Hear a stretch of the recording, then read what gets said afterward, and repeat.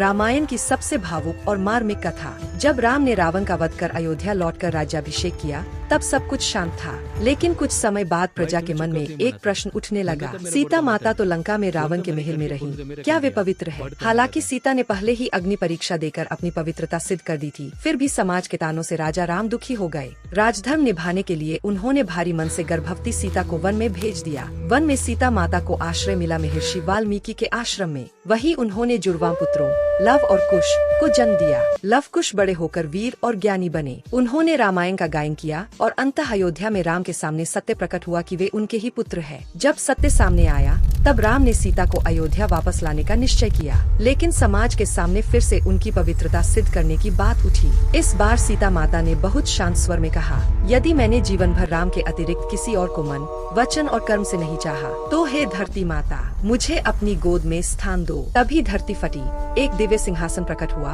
और धरती माता ने अपनी पुत्री सीता को अपनी गोद में समा लिया। राम देखते रह गए और सीता माता सदा के लिए धरती में समा गयी। सीता का धरती में समा जाना केवल एक घटना नहीं, बल्कि एक संदेश है। नारी की गरिमा सबसे ऊपर है। जब सम्मान बार बार प्रश्नों के घेरे में आए, तो मौन त्याग भी एक उत्तर बन जाता है। सीता धरती की पुत्री थी, इसलिए अंततः अपनी माँ की गोद में लौट गयी। अगर आपको भी लगता है कि नारी का सम्मान सबसे ऊपर है, तो कमेंट में लिखिए जय माता सीता। और ऐसी ही सच्ची, भावुक और प्रेरणादायक कथाओं के लिए इस चैनल को लाइक, शेयर और सब्सक्राइब जरूर करें, क्योंकि हर कहानी सिर्फ कहानी नहीं होती, कुछ कहानियाँ आत्मा को छू जाती है।